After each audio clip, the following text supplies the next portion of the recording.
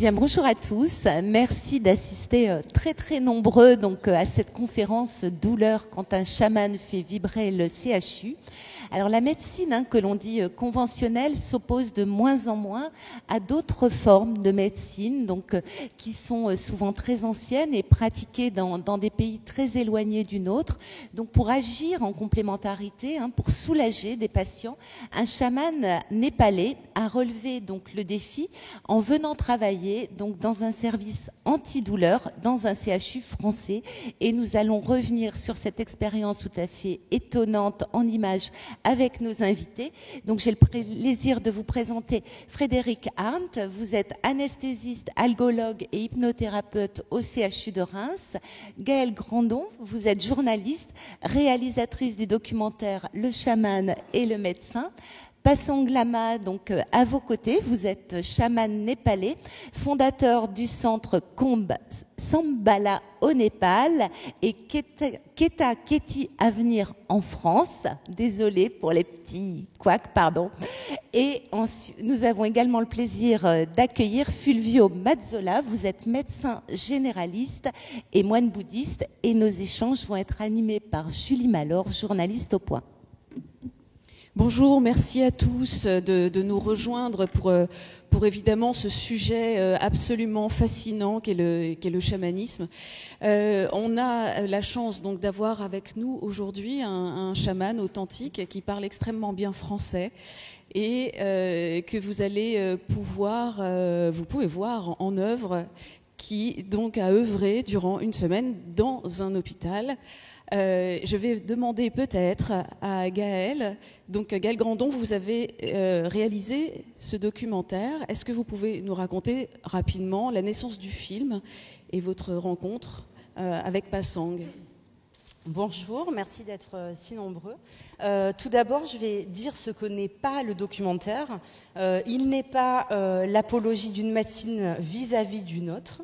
Il est une invitation au dialogue entre des pratiques qui bien souvent s'ignorent, mais ne s'opposent pas tout le temps, et que j'ai voulu réunir dans notre système notre système de santé français, à l'hôpital, pour effectivement montrer qu'elles sont complémentaires et que on ne peut pas, en tout cas, désunir le corps de la tête quand il s'agit de soigner des gens. Et c'est ce qu'ont fait Frédéric et Pasang. Alors, comment est née l'idée du film à l'origine ? Alors, un travail documentaire, c'est du temps, c'est 2 ans, ça a pris 2 ans de ma vie, et beaucoup plus en réalité, parce que j'ai été confrontée, moi, à l'hôpital quand j'avais 4 ans. Donc, il y a des choses qui sont revenues beaucoup plus tard, c'est la mémoire corporelle qui a parlé à mon cerveau, et doublé d'un désir, après 10 ans de reportage, de mettre un peu plus de profondeur, en tout cas, dans le temps et dans l'analyse, à mon travail. J'ai rencontré Pasang lors d'un reportage pour France 3, et j'ai testé, éprouvé et en quelque sorte validé par des questions qui sont venues après sa médecine, qui a été bénéfique pour moi, tout simplement. Je l'ai testé sous l'œil de caméra, puisque j'étais filmée à l'époque, j'animais une émission. Et voilà, et ça a été le point de départ d'un questionnement tant sur les vibrations que qu'est-ce que c'est que le soin, et aussi dans une culture qui n'est pas la nôtre et qui peut nous apporter évidemment des choses, puisque c'est quelque chose qu'on ignore, et de ce qu'on ignore, on a toujours à apprendre. Voilà. Alors l'entrée d'un chaman dans un hôpital précisément, comment est-ce que ça se passe ? Comment on choisit l'hôpital ? Comment on le trouve surtout ? Ça a été un peu un chemin de croix, ça a été plusieurs mois d'enquête, parce que j'ai essuyé beaucoup de refus. Ce sont des pratiques qui se font, clairement, d'après mes recherches. Il y a beaucoup d'articles de presse écrites qui existent sur le sujet. Alors ça peut être des barreurs de feu, ça peut être des tas de médecines alternatives, dites alternatives, il y a plein de noms, chacun a un peu son vocable. Ça aussi, ça sème la confusion. Mais en tout cas, des pratiques non conventionnelles, dira-t-on, existent en masse. S'agissant de les montrer, on connaît le poids de l'image. ça a été beaucoup plus compliqué de le faire accepter. Donc j'ai proposé quasiment à tous les hôpitaux français, je crois en avoir fait le tour. Et puis il y en a un qui a répondu favorablement, c'était le CHU de Reims, voilà. Grâce aussi au service de presse, Madame Julie Collin, qui a été très réactive et très professionnelle. Et c'est sur cette voie-là que j'ai rencontré Frédéric, en fait, et ça a été une très belle aventure tout de suite, comme quoi il n'y a pas de hasard. Très bien. Alors Frédéric, justement, qui est manifestement le seul service en France à avoir accepté, n'est-ce pas, l'idée d'un tournage, je vais en dire peut-être d'un chaman et d'un tournage, puisque c'était... pourquoi avoir accepté ? Donc, quand il y a des propositions qui sont faites, je pars du principe qu'il faut les accepter et tenter l'aventure. Quand c'était aussi le garant d'une confiance du service communication de l'hôpital de Reims qui m'avait retransmis cette proposition. Le service communication a déjà eu l'occasion de me suivre lors des missions de France 3 dans ma pratique au sein du Centre de la douleur. Et après, c'est le travail professionnel de Gaëlle Grandon qui, toutes les semaines, m'a interrogée pour savoir qui j'étais, ce que je faisais, ce que j'avais dans la tête. Je pense que Gaëlle, initialement, avait envie d'avoir un médecin très traditionnel pour pouvoir bien comparer la médecine hospitalière et la médecine chamanique. Il se fait que je travaille dans un centre de la douleur avec des activités qui sont très transverses et très multidisciplinaires, donc je ne suis pas le plus traditionnel des médecins, et ça fait rire beaucoup mes collègues quand je leur dis que j'incarne le rôle traditionnel. Mais c'est peut-être aussi pour ça que c'était plus facile d'accepter et puis de faire rentrer dans le centre de la douleur l'idée de Gaëlle. Et donc, ce qui m'a motivée, c'est quand Gaëlle m'a parlé du chamanisme et des vibrations. J'ai un fils qui est violoniste et j'avais lu un jour un article comme quoi les violonistes avaient moins de lymphome que les autres. Et je me suis dit, c'est cohérent. Les vibrations du violon qui sont proches du cou peuvent avoir un impact santé. Donc, ça ne me semblait pas incohérent. Mais j'en étais là. J'avais une ignorance complète de ce que c'était que les vibrations et le lien avec la santé. Alors vous vous jetez à l'eau, on peut dire, vous vous jetez dans l'eau froide à ce moment-là. Comment ça a été vécu par les médecins, par les patients, le fait, et j'ai envie de dire tout le corps hospitalier, le fait que vous acceptiez d'ouvrir votre porte à un chaman ? Donc ça n'a pu être vécu que parce qu'il y a eu des chefs de service, notamment le professeur Servetas, qui a ouvert son service d'hospitalisation, parce que j'hospitalise mes patients dans un service ami, le service de médecine interne. Donc ça a été aussi possible grâce à l'ouverture d'esprit des collègues et des surveillantes qui ont été extrêmement facilitantes dans cette expérience. Et après, j'ai été surprise de l'acceptation des patients et de la grande confiance de nos patients qui subissent ce chemin de croix de la douleur chronique qui est compliqué, avec une reconnaissance variable et une invalidité qui n'est pas visible mais qui est réelle. Et donc cette confiance des patients fait que, oui, ils ont accepté. J'ai essayé d'orienter le choix des patients hospitalisés en prenant des hommes plus jeunes. Et en fait, ce que j'ai voulu orienter n'a pas fonctionné. Donc ceux qui sont venus, c'est ceux qui devaient venir, ceux qui étaient vraiment programmés cette semaine-là ou la semaine suivante et qui attendent leurs soins patiemment et avec confiance. Et donc, cela, nous n'avons eu aucun refus, aucun désistement, et c'était... je les remercie encore, parce que c'est une grande confiance qui nous honore, en tout cas, l'équipe soignante. On va en voir un petit peu. Je voulais poser une question tout de suite à Fulvio Mazzola. Quel est donc vous êtes médecin généraliste, mais vous êtes aussi moine bouddhiste. Donc vous êtes, j'ai envie de dire, un crossover, disons, entre ces deux positions. En tout cas, est-ce que ça vous surprend, vous, qui a eu tant de refus, pour faire entrer un chaman dans un hôpital, dans un CHU ? Pas du tout, parce que quand on prend en charge un patient, on prend en charge à la fois sa douleur physique et sa douleur morale. Ce que j'ai vu dans le cadre de ma pratique médicale, c'est que la médecine a des limites et l'être humain va être confronté inéluctablement à une douleur, à une souffrance qui est qu'il doit constater que les pouvoirs médicaux sont limités. Donc comment faire face à une difficulté, une douleur qu'on va tous rencontrer, tous ici, de par la maladie, de par la conscience que l'on va mourir, de par la conscience que la médecine a des limites. Comment faire avec soi-même lorsque on a conscience de cette rencontre avec la douleur inéluctable et avec cette solitude existentielle.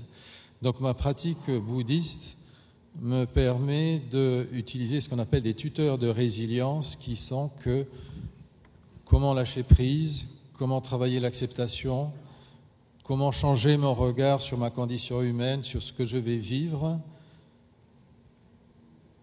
comment développer comment modifier mon regard sur ce qui est en train de se passer, ce que je vais rencontrer inéluctablement. Et là, ma pratique spirituelle est extrêmement utile parce qu'il ne s'agit pas de que l'on soit tous bouddhistes, ça c'est une affaire personnelle. Mais par contre, je suis aussi enseignant de méditation à la faculté de médecine. Il y a des processus que l'on peut travailler de manière tout à fait laïque, adaptable à tout le monde, pour que l'on fasse face à cela. La rencontre avec la douleur est inéluctable, c'est un voyage, ce qui peut durer longtemps pour ceux qui souffrent de douleurs chroniques, de pathologies chroniques, des personnes qui sont en fin de vie. Mais pour cela, il faut se préparer, comme on prépare un voyage, on prépare sa carte, sa destination, son équipement. Il faut qu'on se prépare, nous tous, mais bien avant, pour qu'on se prépare à cette rencontre qui, je me répète, va être inéluctable. Il y a ceux qui ont la foi, ceux qui ont travaillé cette foi, chacun la sienne, bien entendu. Après, il y a une certaine confiance dans le milieu médical, bien sûr, mais après, quand on n'accède plus à cela, il y a la détresse émotionnelle qui, elle, aboutit à une croyance, à quelque chose qui peut être transcendant, que je ne éventuellement rencontrer, à laquelle je peux m'abandonner. Et là, la porte est ouverte à toutes les pratiques dont le chamanisme peut être utile. On a besoin de transcendance, on a besoin d'aide, et c'est ce moment-là précis, au fin fond du désespoir, que peut s'ouvrir la porte au tout possible. Voilà. Alors justement, la question du désespoir, Frédéric, je me tourne vers vous. On va rentrer dans le vif, on va parler des patients en matière de désespoir. Donc vous êtes évidemment dans le traitement de la douleur. Parlez-nous de Corinne, quelle était son histoire médicale ?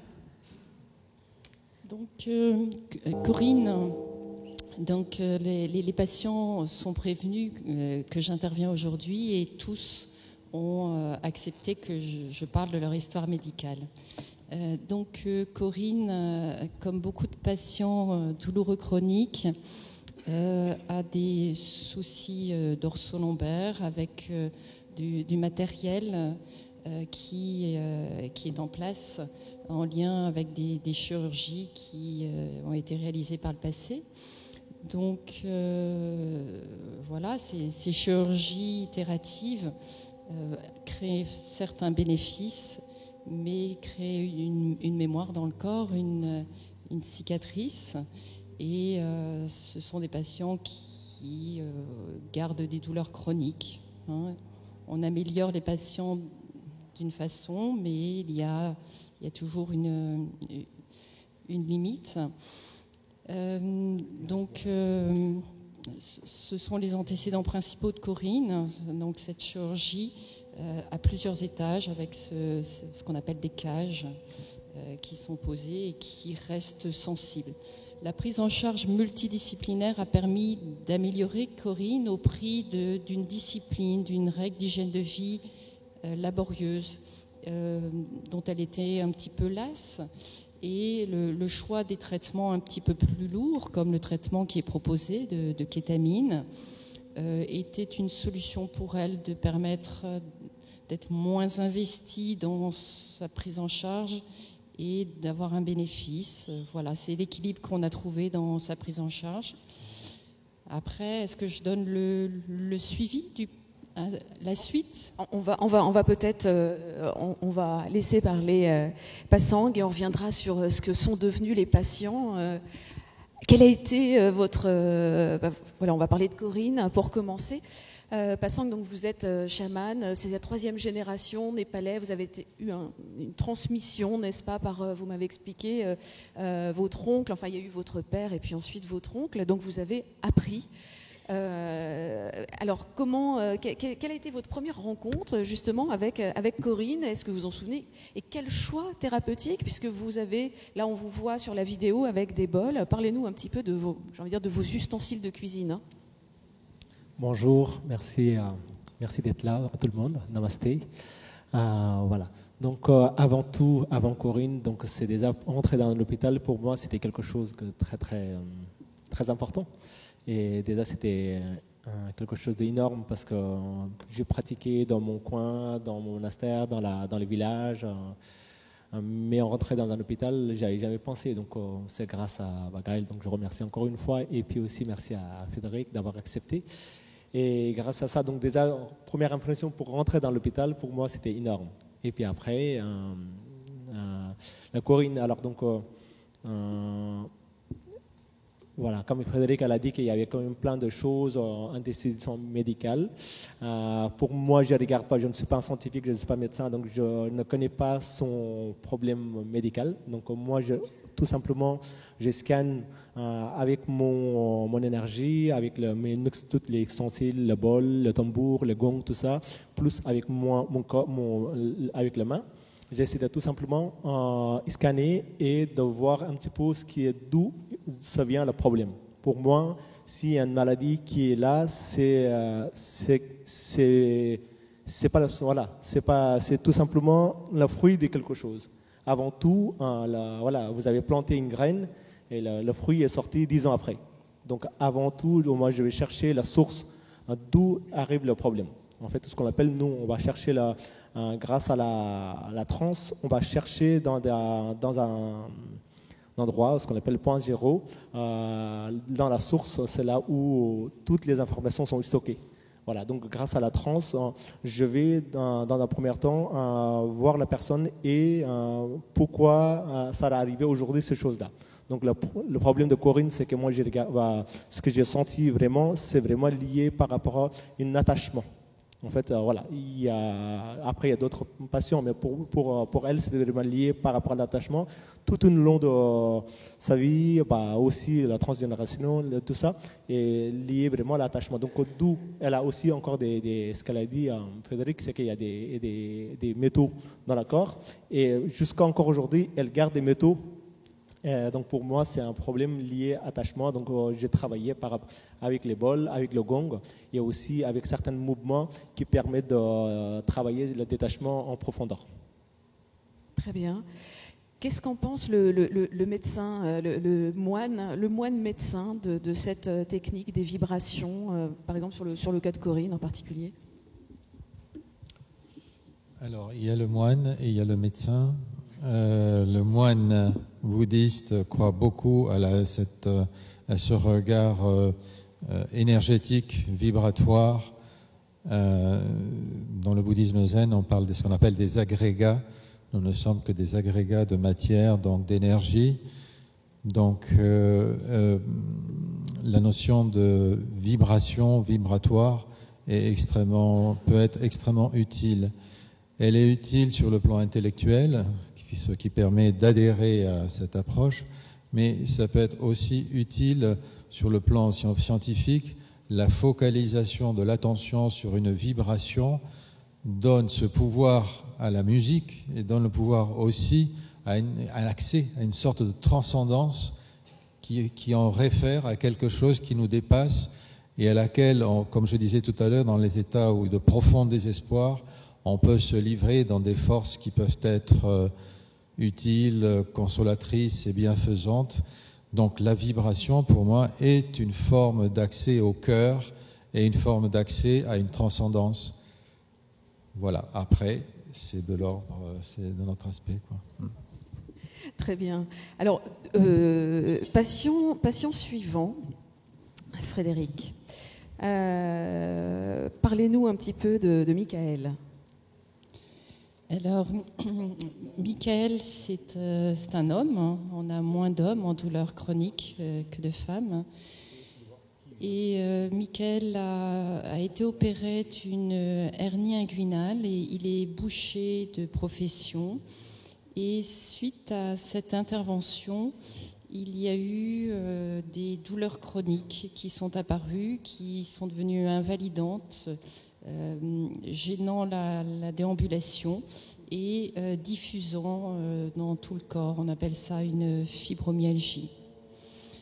Cette pathologie est ingrate puisqu'elle n'est pas vraiment visible et il y a en plus une histoire personnelle avec de nombreux traumatismes dans l'enfance, aussi bien physiques que émotionnels, qui font que cette tasse de la vie, à la faveur de cette intervention, l'intervention est un peu la goutte qui a fait déborder la tasse de la vie. Donc voilà, la prise en charge multidisciplinaire peut s'attacher à traiter la goutte, donc la chirurgie, la cicatrice liée à la hernie inguinale traitée, ou s'attacher à vider cette tasse de la vie. Et c'est ce qu'on essaye de faire par une prise en charge multidisciplinaire. L'HAS nous demande d'avoir une approche autour de la posture, la remise en mouvement, autour du traitement symptomatique et autour du soutien émotionnel, ce qu'on a fait pour Michael. C'est quelqu'un de très attachant, Michael, et avec un parcours de vie personnel compliqué qui rajoute une douleur morale légitime, hein, et voilà que Passang a réussi à vraiment cerner d'une façon extraordinaire. Oui, on le voit dans le documentaire, mais c'est presque la conclusion. Comment est-ce que vous avez abordé Passang, Michael ? On le voit sur la vidéo avec quelque chose sur la tête. Parlez-nous un petit peu de comment vous avez abordé ce cas.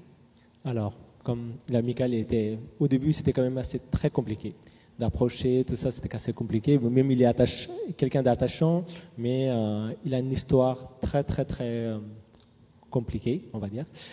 Pas l'histoire d'aujourd'hui, c'est bien sûr l'histoire d'aujourd'hui, mais le problème, on va pas dire le problème, déséquilibre qui est arrivé à Michael, l'origine pour moi, c'est la mémoire de transgénérationnelle. Parce que nous, on a plusieurs manières de tomber de malade. Donc, une des causes de tomber malade, c'est aussi ce qu'on appelle la mémoire transgénérationnelle. Donc, le problème de Michael, c'est qu'en fait, il avait vraiment toutes ces mémoires de la transgénérationnelle. Aujourd'hui, il a sur lui. Et ce qui fait que du coup, il ne comprend pas plein de choses qu'il ressent par rapport à son père, son grand-père, à toutes ces choses-là. Et du coup, moi, j'ai travaillé tout simplement par rapport à la mémoire transgénérationnelle. Et on a nettoyé son mémoire, on l'appelle, voilà, je ne sais pas si vous croyez ou pas, mais en tout cas, moi, je dis ce que je fais, c'est tout simplement, on a travaillé sur son mémoire transgénérationnelle qui est très très important. Et puis, deuxième chose que j'ai fait aussi, c'est avec le bol, à un moment donné, donc là on la voit, c'est qu'il prend la bol dans la main et de faire, en fait, je pense que le problème, c'est aussi une douleur d'enfance. Voilà, il y a deux types de mémoire vive et mémoire transgénérationnelle. Donc lui, c'est pareil, la mémoire vive de ton enfance, il était très très douloureux. Et avec le bol, j'essaie de voir pas qu'elle est négative, mais il y a aussi de voir aussi le côté positif qu'il a chez lui, parce qu'il a complètement oublié toutes ces choses positives. Donc pour lui, c'est vraiment que des négatifs, il voit que les négatives. Et grâce à la bol, la vibration, j'ai travaillé à augmenter le champ magnétique du corps. Et une fois que le champ magnétique corps augmente, qu'est-ce qui va se passer? C'est que ça augmente aussi au niveau du champ de vision. Les champs de vision augmentés, c'est qu'en fait, une fois que si notre champ de vision est rétréci, on voit une épine. Alors que si notre champ de vision est augmenté, on voit une épine, mais on voit tout autour, il y a des fleurs. Voilà. Donc tout simplement, j'ai montré qu'il y a des épines, mais grâce à la vibration, on a augmenté son champ de vision où il peut voir aussi des fleurs. Voilà. Donc c'était bon. Après, il y a d'autres choses aussi. J'ai travaillé, mais ça, c'était la principale que j'ai fait. Voilà. Une question peut-être à Frédéric ou à Passang. Comment le choix des patients s'opère comment? Donc, ce sont des patients qui sont hospitalisés pour des traitements lourds. On utilise des produits d'anesthésie qui ont une capacité analgésiante superficielle en ne déprimant pas les fonctions vitales. Donc, des traitements d'anesthésie puissants, mais qu'on peut quand même utiliser sans aide d'anesthésiste, puisqu'on ne doit pas contrôler la respiration. Et donc, c'est des patients qui sont en échec thérapeutique de douleur. Donc, c'était des patients compliqués qui ont été proposés.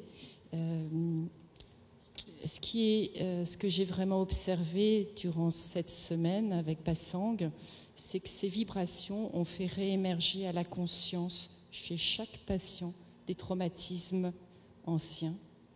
Et qui, réémergeant à la conscience, à la faveur de ce travail vibratoire, ont pu être verbalisés et traités. Alors que je connais bien ces patients, que j'ai déjà verbalisé beaucoup de choses, mais ce n'était pas atteignable, ça n'a été accessible que de cette façon-là. Et j'avoue que là, j'ai été assez surprise. Toutes les infirmières du service ont été enchantées parce que, oui, les patients cette semaine-là allaient bien.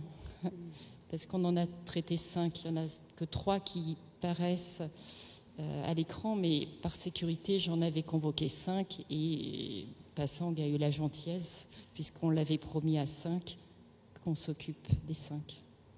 Très bien.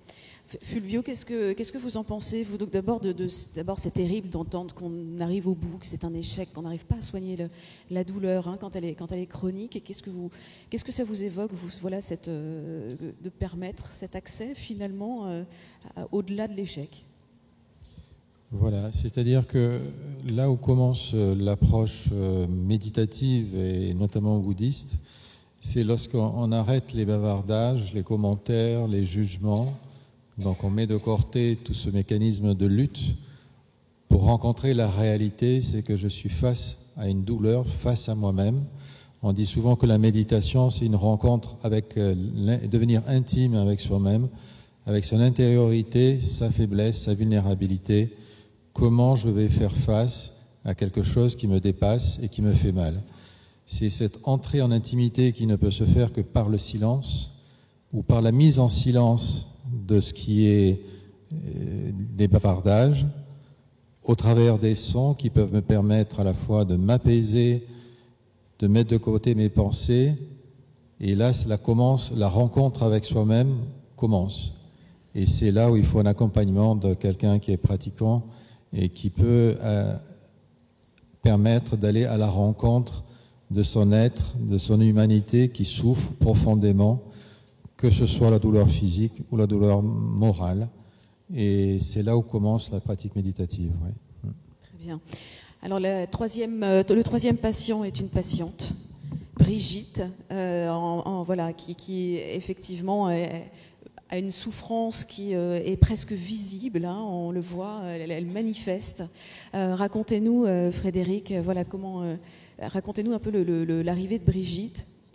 Alors, donc j'avais réservé 5 places en hospitalisation et un patient que j'avais essayé de choisir et d'hospitaliser s'était désisté. Il me restait une place. Le mardi, Brigitte est en consultation pour une consultation pour reprendre le chemin de la kétamine dans le cadre de ses douleurs, puisque on venait de faire une nouvelle chirurgie de colectomie. On a enlevé le tube digestif, le côlon.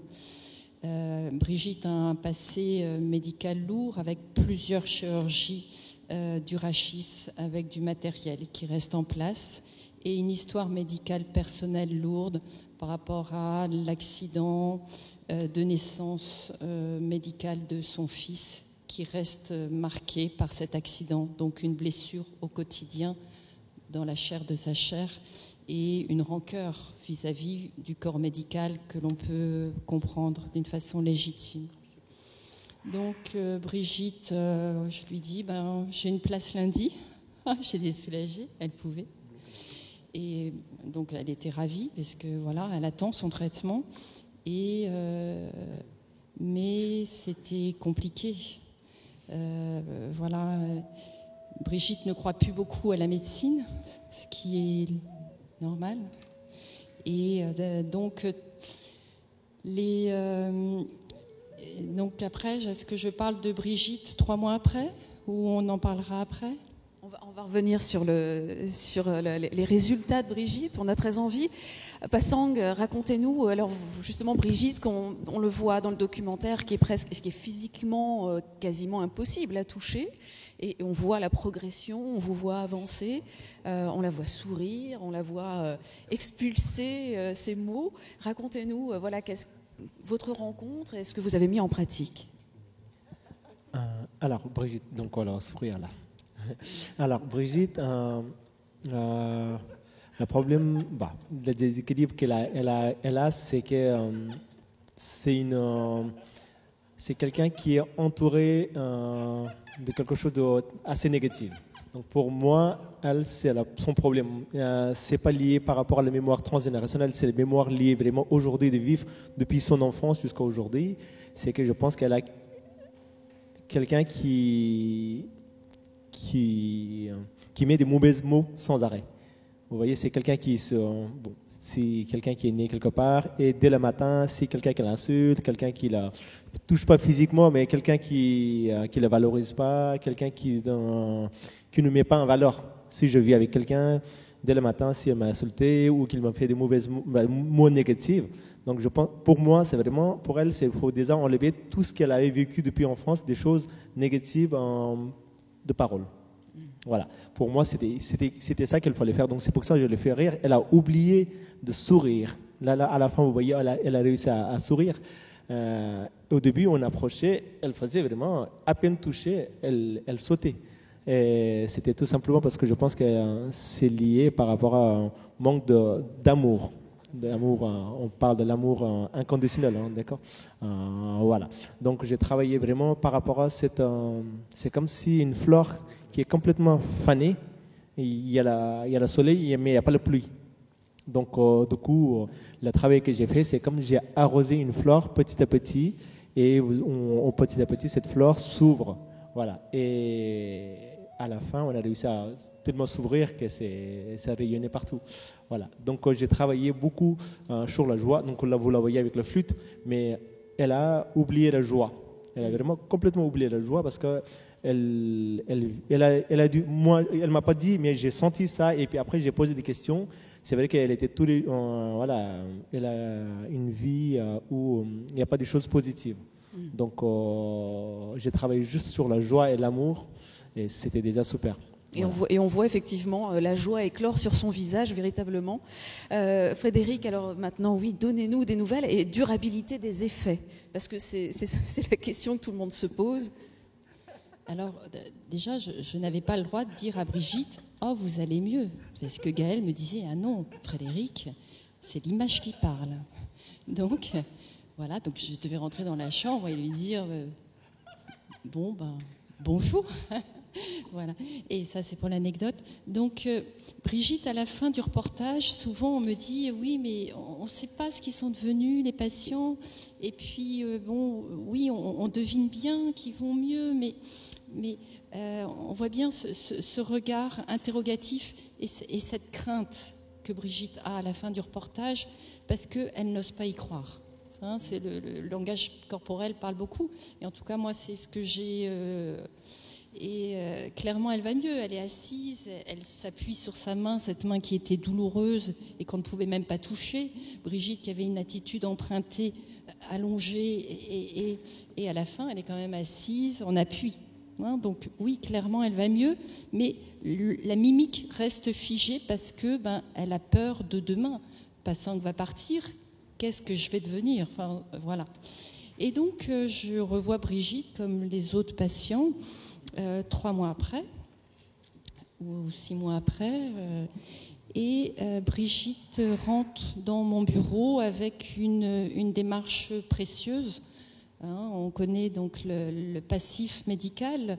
Donc, elle a une canne, elle a une démarche précieuse, mais c'est quand même plus la même patiente qu'avant. Et je ne demande jamais à un patient comment il va. Hein, je suis en douleur chronique.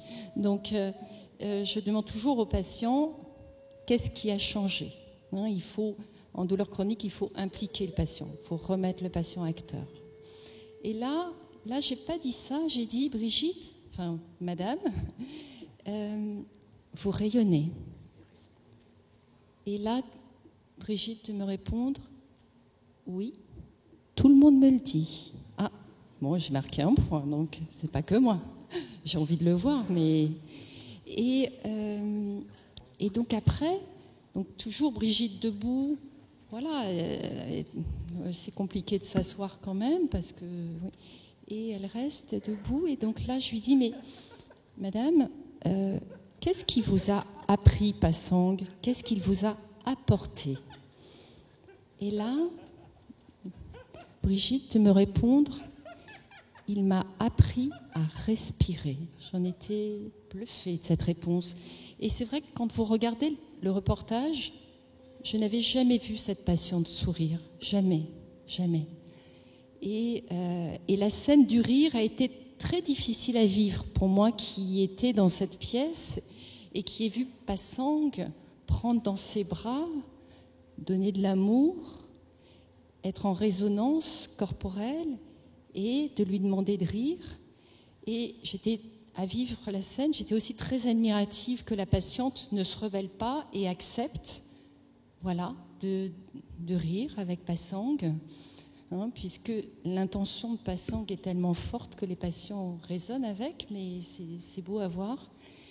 Et donc, oui, j'imagine, j'ai toujours besoin d'intellectualiser que ce rire a en effet mobilisé le diaphragme et libéré le nerf vague, puisqu'on sait bien que le rire est un facteur de stimulation du nerf vague, qui est un élément essentiel pour rééquilibrer la balance neurovégétative, sympathique, parasympathique, et donc réamener progressivement le patient vers un mieux-être. Voilà, c'était une très belle consultation, que cette consultation à 3 mois, assez courte, on a reprogrammé la kétamine, mais bon, on n'est plus au même niveau. Hein. Très bien, merci. Qu'est-ce que ça vous inspire, cette expérience, Fulvio? Est-ce que c'est reproductible? Est-ce qu'il faudrait peut-être que Passang fasse une tournée dans les hôpitaux de France? Honnêtement, je pense que c'est reproductible. Alors pourquoi? Parce que je pense que le fait de donner les moyens, la capacité de lâcher prise, en se connectant au sens, en y consacrant du temps, en ayant un toucher différent, non pas un toucher agressif, mais un toucher enveloppant, en ressentant de la bienveillance, donc en quittant les pensées, en permettant à la personne de quitter la lutte, de se battre et se débattre avec la maladie, mais de lui permettre de lâcher prise, en revenant aux sens et sensations physiques, corporelles, qui deviennent apaisantes. Elle se reconnecte à une dimension qu'elle avait oubliée depuis très longtemps, puisqu'elle était toujours dans la lutte, elle était toujours dans la souffrance, la crispation. Et là, redécouvrir un toucher caressant, le toucher est quelque chose de capital. Un enfant, un bébé qui pleure, il ne comprend strictement rien à ce qui se passe. Il souffre, vous le mettez dans les bras, ça fait partie de la consolation. Donc revenir aux sens et sensations, sans jugement, mais en y mettant une intention bienveillante, pleine de compassion, qui lui est dédiée en y consacrant du temps, voilà une dimension des soins qui peut-être est oubliée jusqu'à maintenant, et que si on peut retrouver au travers de cette pratique, il faut que Passang fasse une tournée nationale, oui, et internationale, pourquoi pas. Bien, merci. On peut effectivement vous applaudir tous les quatre. Et je vous propose de prendre quelques questions, donc n'hésitez pas à lever la main, un micro. Oui, alors sur ma droite, on vous écoute, monsieur. Oui, bonjour. D'abord, merci beaucoup de partager ça avec nous. Une question pour Passang. Est-ce que vous avez eu la crainte de ne pas être crédible, de ne pas réussir, de ne pas ressortir de là en étant content du travail que vous avez fait et du résultat que vous avez obtenu auprès des patients? Merci pour la question. Alors, je suis parti sans rien. En fait, voilà, je suis parti. Quand je pars quelque part, je ne me prépare pas. Je suis venu ici sans rien préparer. J'ai aucune attente. Je donne tout simplement ce que j'ai. Quand je donne avec mon cœur. Je ne donne pas avec le mental. Je ne vais pas calculer si je fais ça, j'aurai ça, ça comme ça. Donc je pars avec mon cœur. Je suis venu à l'hôpital avec le cœur ouvert et j'ai juste reçu. Donc je n'avais pas la crainte, je n'avais pas eu des... voilà. Donc j'ai aucune attente. Donc, quand je vais quelque part, je donne avec le cœur et voilà.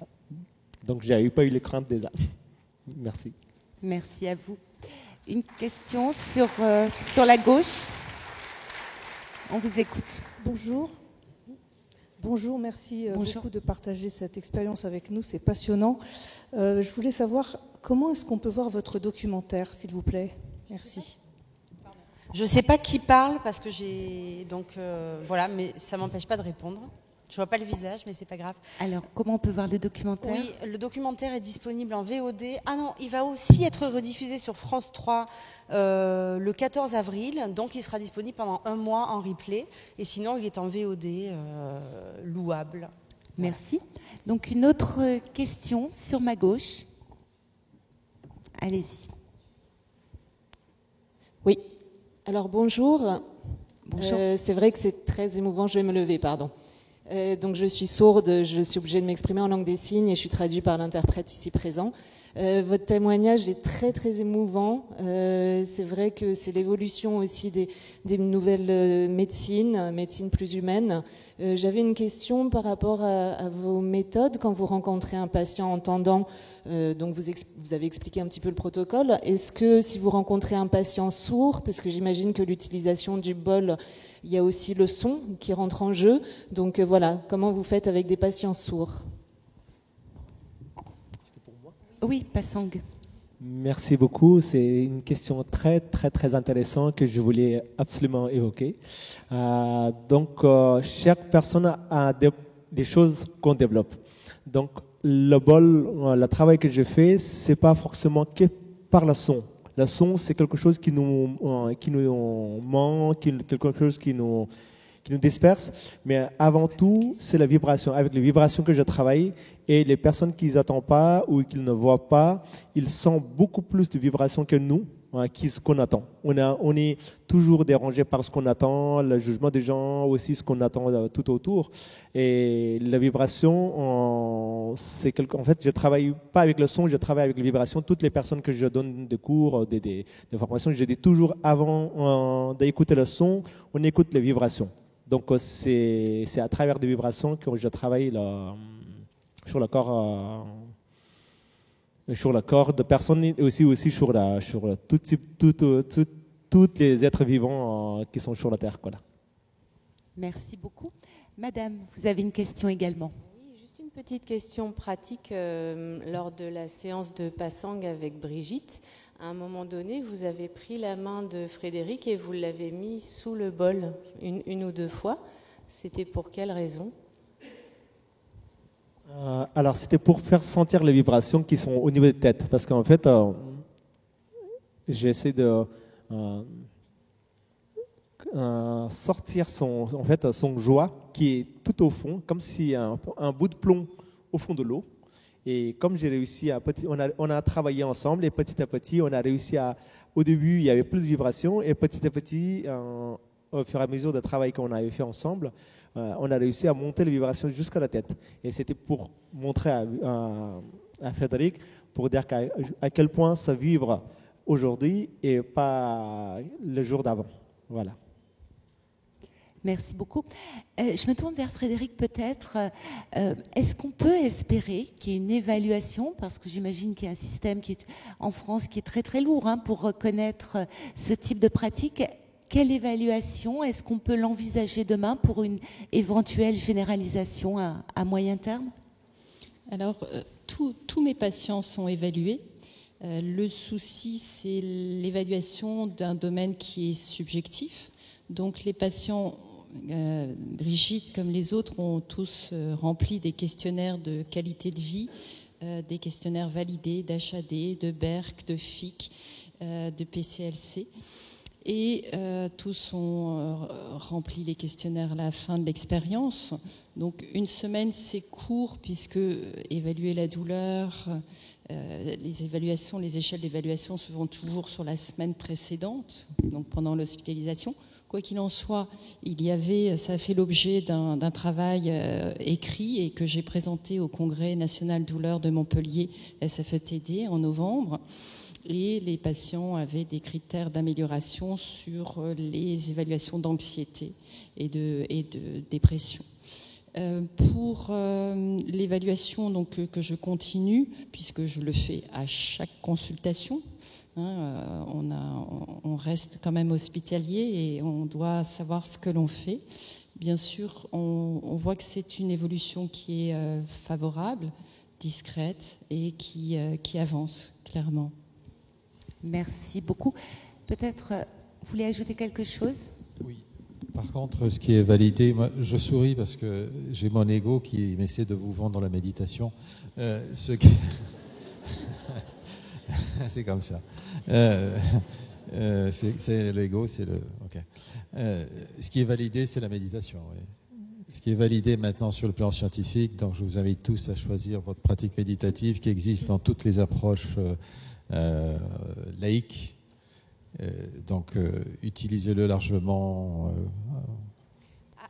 À toutes fins utiles, pour faire le lien.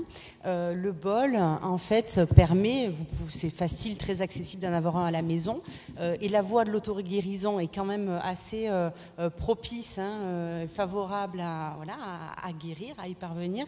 Et le bol permet de passer tout simplement, ça aussi ça s'explique, le cerveau sur un mode alpha, qui est le mode juste avant de s'endormir. Donc, évidemment, c'est favorable à la décontraction. Tout ça s'explique. Merci. Alors, oui, juste une chose. Nous allons engager un débat. Oui, pour nous la méditation, ce n'est pas que de la relaxation. C'est-à-dire qu'on va vraiment à la rencontre de son être qui est face aux difficultés et que l'on vit éternellement.